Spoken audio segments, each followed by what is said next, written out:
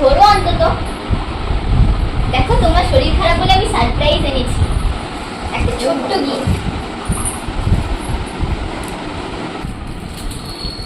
এটা ছিল 22শে এপ্রিলের গল্প।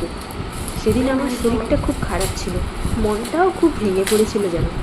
তখনই আমার ভাইঝি মেঘা আমাকে একটু হাসানোর জন্য একটা ছোট্ট সারপ্রাইজ আর রাজ সব কিছু চুপচাপ ক্যামেরায় বন্দি করছিল, কারণ ও জানে আমি ছোট্ট ছোট্ট মুহূর্তগুলো ধরে রাখতে খুব ভালোবাসি।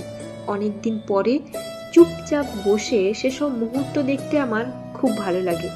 ঠিক আজকের মতো 25শে জুলাই হঠাৎ গ্যালারির ভিডিও ঘাঁটতে ঘাঁটতেই চোখের সামনে চলে এলো সেই দিনের ভিডিওটা। সত্যি বলছি, আমার বাবা মা কিংবা খুব কাছের মানুষ ছাড়া আর কেউ কোনোদিন আমাকে এরম সারপ্রাইজ দেবে ভাবতেও পারেনি। আর মেঘা, সে তো আমার নিজের ভাইঝিও না, দূর সম্পর্কের হলেও আজ যেন ও খুব কাছের।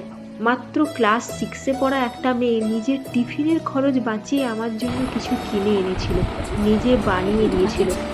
সত্যি ভালোবাসা হয়তো এমনই কিছু, শর্ত ছাড়া কারণ নিঃশব্দে অনুভব করা যায়। আজকে আমার শরীর খারাপ ছিল সকাল থেকেই, তো মেঘা অনেক কষ্টে এগুলো কিনে নিয়ে এসেছে, বানিয়েছে, আমাকে একটু